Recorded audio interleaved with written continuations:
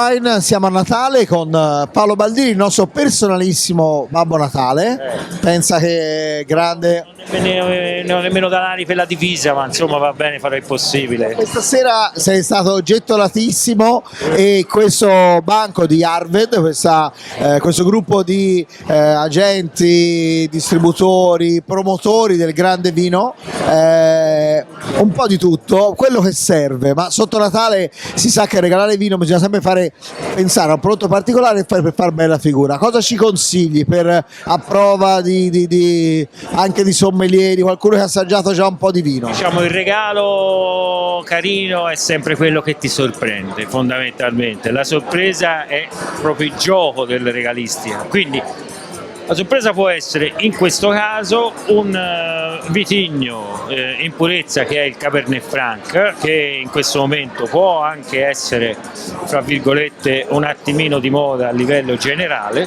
però è anche un vitigno che in questo momento asseconda un po' il palato generale, proveniente dalla zona del mare, però badiamo bene, a Bolgheri, però in una media altitudine che sono circa 150 metri, e a Bolgheri solitamente i vigneti sono piuttosto bassi, sono in zona alluvionale, fra virgolette.